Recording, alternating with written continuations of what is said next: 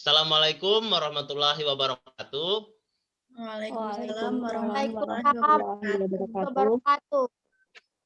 Baik, di sini kami akan mempresentasikan tugas dari Pak Muntohar MPDI dalam mata kuliah Kemuhammadiyahan. Di sini kami akan menjelaskan tentang sejarah Muhammadiyah. Pertama, perkenalkan, nama saya M. Rizal Aulia, NIM 19080-178. Saya Tika Ihwan Nurbaiti dengan NIM 19080-174. Saya Alvina Rizky, NIM 075. Saya Siti Hasanah, NIM 1908010076. Saya Dev Wahyuni, NIM 19080-177. Baik, langsung saja kita mulai presentasi. Yang pertama yaitu pengertian Muhammadiyah. Di sini yang akan menjelaskan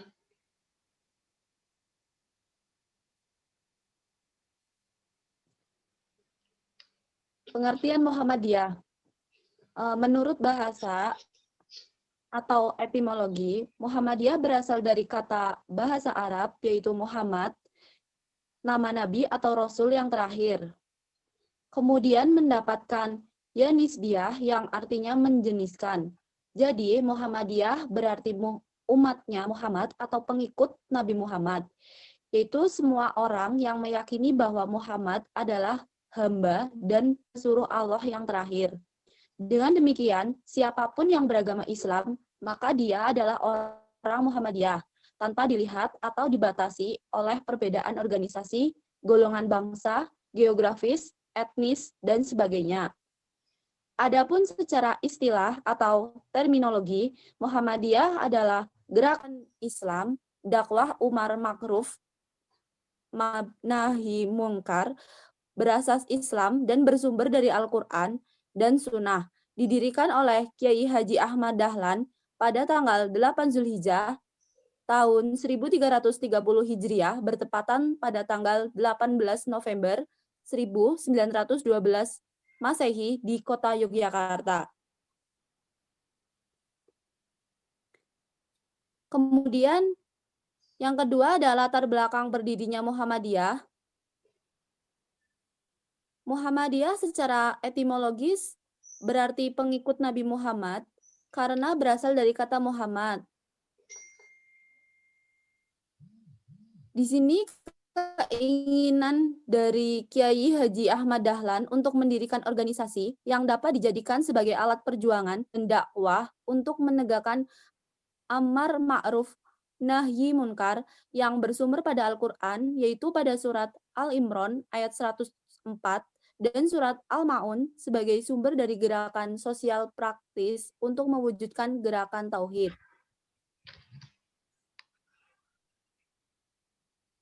Ketidakmurnian ajaran Islam yang dipahami oleh sebagian umat Islam Indonesia sebagai bentuk adaptasi tidak tuntas antara tradisi Islam dan tradisi lokal Nusantara dalam awal bermuatan faham animisme dan dinamisme.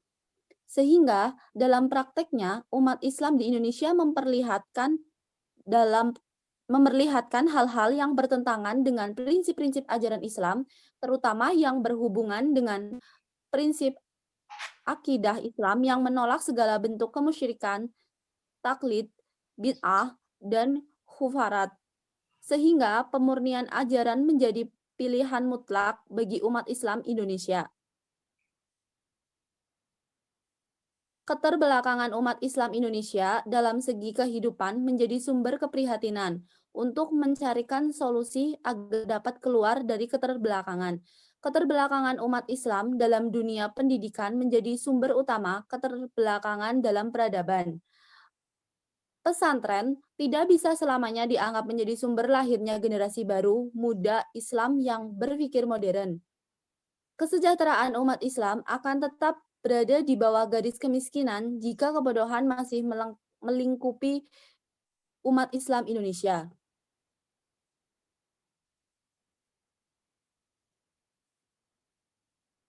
Imperialisme Eropa tidak hanya membonceng gerilya, gerejawan, dan para penginjil untuk menyampaikan ajaran Yesus, untuk menyapa umat manusia di seluruh dunia untuk mengikuti ajaran Yesus, tetapi juga membawa angin modernisasi yang sedang melanda Eropa. Modernisasi yang terhembus melalui model pendidikan Barat, yaitu Belanda, di Indonesia mengusung paham-paham yang melahirkan modernisasi Eropa, seperti sekularisme, individualisme, liberalisme, dan rasionalisme. Jika penetrasi itu tidak dihentikan, maka akan terlahir generasi Islam yang rasional tetapi liberal dan sekuler. Ya, kemudian ada faktor yang melatar belakangi berdirinya Muhammadiyah. Terdapat dua faktor, yaitu faktor internal dan faktor eksternal. Yang pertama yaitu faktor internal. Faktor internal adalah faktor yang berasal dari dalam diri umat Islam sendiri yang tercermin dalam dua hal, yaitu pertama sikap beragama dan sistem pendidikan Islam. Sikap beragama umat Islam pada saat itu belum bisa dikatakan sebagai sikap beragama yang rasional. Misalnya ada syirik, taklid, dan bid'ah. Seperti diketahui, proses Islamisasi di Indonesia sangat dipengaruhi oleh dua hal, yaitu tasawuf atau tarekat dan mazhab fikih. Dan dalam proses tersebut, para pedagang dan kaum sufi memegang peranan yang sangat penting. Melalui merekalah Islam dapat menjangkau daerah-daerah hampir di seluruh Nusantara ini. Selanjutnya yaitu ada faktor eksternal. Faktor lain yang melatar belakangi lahirnya pemikiran Muhammadiyah adalah faktor yang bersifat eksternal yang disebabkan oleh politik penjajahan kolonial Belanda. Faktor tersebut antara lain tampak dalam sistem pendidikan kolonial serta usaha ke arah westernisasi dan kristenisasi. Pendidikan kolonial dikelola oleh pemerintah kolonial untuk anak-anak bumi putra ataupun yang diserahkan kepada misi dengan bantuan finansial dari pemerintah Belanda. Adanya lembaga pendidikan kolonial terdapat dua macam pendidikan di awal abad 20, yaitu pendidikan Islam tradisional dan pendidikan kolonial. Kedua jenis pendidikan ini dibedakan bukan hanya dari segi tujuan yang ingin dicapai, tetapi juga dari kurikulumnya. Pendidikan kolonial melarang masuknya pelajaran agama dalam sekolah-sekolah kolonial, dan dalam artian ini, orang menilai pendidikan kolonial sebagai pendidikan yang bersifat sekuler. Dengan corak pendidikan yang demikian, pemerintah kolonial tidak hanya menginginkan lahirnya golongan pribumi yang terdidik, tetapi juga berkebudayaan Barat. Hal ini merupakan salah satu sisi politis etis yang disebut politik asosiasi yang pada hakikatnya tidak lain dari usaha westernisasi yang bertujuan menarik penduduk asli Indonesia ke dalam orbit kebudayaan Barat.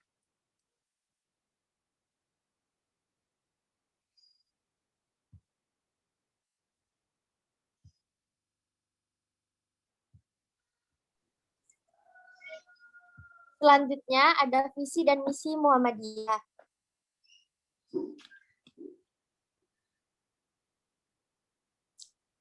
Visinya yaitu sebagai gerakan Islam yang berlandaskan Al-Quran dan As-Sunnah dengan watak tajdid yang dimilikinya senantiasa istiqomah dan aktif dalam melaksanakan dakwah Islam amar ma'ruf nahi mungkar di segala bidang, sehingga menjadi rahmatan li ala alamin bagi umat, bangsa dan dunia kemanusiaan menuju terciptanya masyarakat Islam yang sebenar-benarnya yang diridhoi Allah Subhanahu wa taala dalam kehidupan di dunia ini.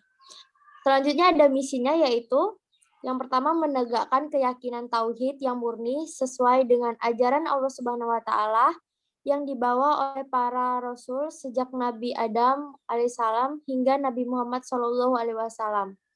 Yang kedua, memahami agama dengan menggunakan akal pikiran sesuai dengan jiwa ajaran Islam untuk menjawab dan menyelesaikan persoalan-persoalan kehidupan.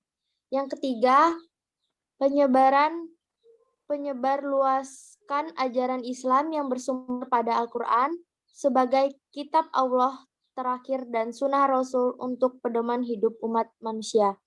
Yang keempat, mewujudkan amalan-amalan Islam dan kehidupan pribadi, keluarga, dan masyarakat. Selanjutnya ada pendiri dan tokoh pendukung Muhammadiyah. Organisasi Muhammadiyah didirikan oleh Kiai Haji Ahmad Dahlan di Yogyakarta pada tanggal 18 November 1912 atau pada 8 Zulhijjah 1330 Hijriah. Berikut adalah daftar nama Ketua Umum Organisasi Muhammadiyah.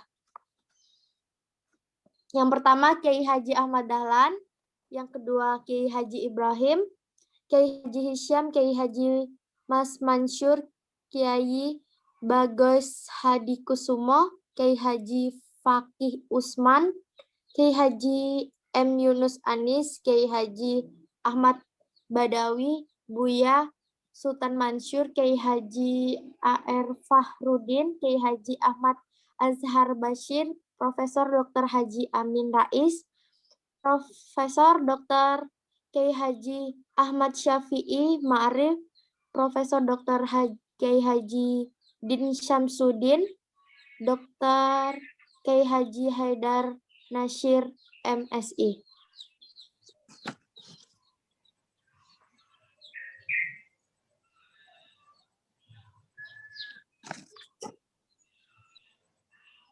Next.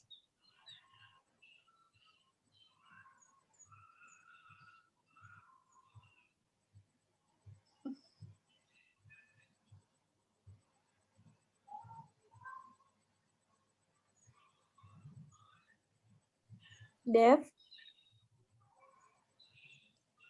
Ini belum diganti, Fit. Slide-nya. Udah. Kemudian ciri perjuangan. Yang pertama, Muhammadiyah sebagai gerakan Islam. Persyarikatan Muhammadiyah dibangun oleh Kiai Haji Ahmad Dahlan sebagai hasil konkret dari telaah dan pendalaman terhadap Al-Quranul Karim. Dengan ketelitiannya yang sangat memadai pada setiap mengkaji ayat-ayat Al-Quran, khususnya ketika menelaah surat Al-Imran ayat 104. Maka akhirnya dilahirkan amalan konkret, yaitu lahirnya Persyarikatan Muhammadiyah. Dari latar belakang berdirinya Muhammadiyah tersebut, jelaslah bahwa sesungguhnya kelahiran Muhammadiyah itu tidak lain karena diilhami, dimotivasi, dan disemangati oleh ajaran-ajaran Al-Quran. Karena itu pula seluruh gerakannya tidak ada motif lain, kecuali semata-mata untuk merealisasikan prinsip-prinsip ajaran Islam. Kemudian yang kedua yaitu Muhammadiyah sebagai gerakan dakwah Islam amar ma'ruf nahi mungkar. Gerakan Muhammadiyah berkiprah di tengah-tengah masyarakat Indonesia dengan membangun berbagai ragam amal usaha seperti lembaga pendidikan, sejak taman kanak-kanak hingga perguruan tinggi, rumah sakit, panti asuhan, dan sebagainya. Semua amal usaha Muhammadiyah merupakan suatu manifestasi dakwah Islamiyah. Semua amal usaha diadakan dengan niat dan tujuan untuk dijadikan sarana dan wahana dakwah Islamiyah. Yang ketiga yaitu Muhammadiyah adalah gerakan tajdid. Muhammadiyah sejak semula menempatkan diri sebagai salah satu organisasi yang berkhidmat menyebarluaskan ajaran agama Islam, sebagaimana yang tercantum dalam Al-Quran dan As-Sunnah, sekaligus membersihkan berbagai amalan umat yang menyimpang dari ajaran Islam. Sifat tajdid yang dikenakan pada gerakan Muhammadiyah yaitu upaya Muhammadiyah melakukan berbagai pembaharuan cara-cara pelaksanaan Islam dalam kehidupan bermasyarakat, semacam memperbarui cara penyelenggaraan pendidikan, cara penyantunan terhadap fakir miskin dan anak yatim, cara pengolahan rumah, dan sebagainya. Next.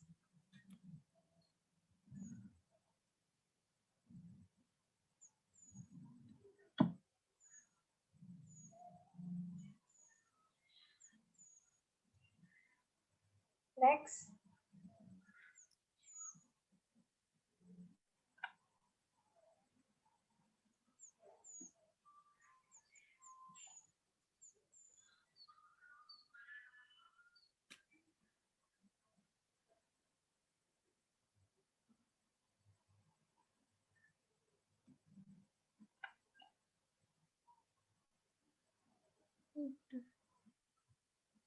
Next, Vin. Kemudian ada ciri khas. Warna organisasinya yaitu warna hijau daun dan lagunya Mars Sang Surya. Lambang persyarikatan berbentuk matahari yang memancarkan 12 sinar yang mengarah ke segala penjuru. Yang putih bersih bercahaya. Di tengah-tengah matahari terdapat tulisan dengan huruf Arab Muhammadiyah. Pada lingkaran yang mengelilingi tulisan huruf Arab berwujud kalimat syahadat tauhid di lingkaran sebelah atas. Dan pada lingkaran bagian bawah tertulis kalimat syahadat Rasul. Arti dari lambang tersebut, matahari merupakan titik pusat dalam tata surya dan merupakan sumber kekuatan semua makhluk hidup yang ada di bumi. 12 sinar matahari yang memancarkan ke seluruh penjuru diibaratkan sebagai tekad dan semangat warga Muhammadiyah dalam perjuangan Islam. Semangat yang pantang mundur dan pantang menyerah seperti kaum Hawari, sahabat Nabi Isa yang berjumlah 12. Warna putih pada seluruh gambar matahari melambangkan kesucian dan keikhlasan. Warna hijau yang menjadi warna dasar melambangkan kedamaian dan kesejahteraan.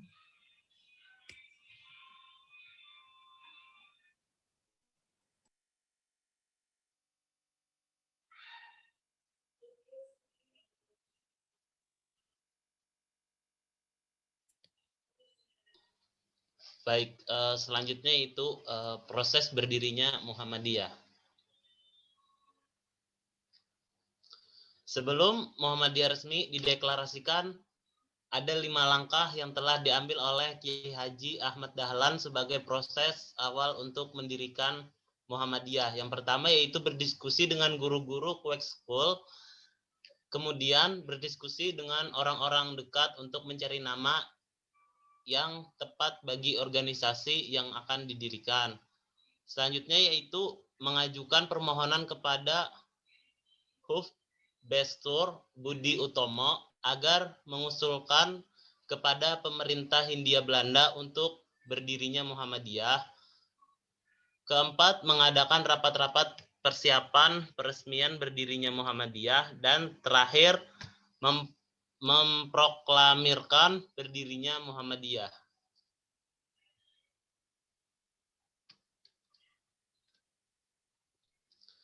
Baik, mungkin hanya itu yang dapat kelompok kami sampaikan. Kurang lebihnya mohon maaf. Assalamualaikum warahmatullahi wabarakatuh. Waalaikumsalam.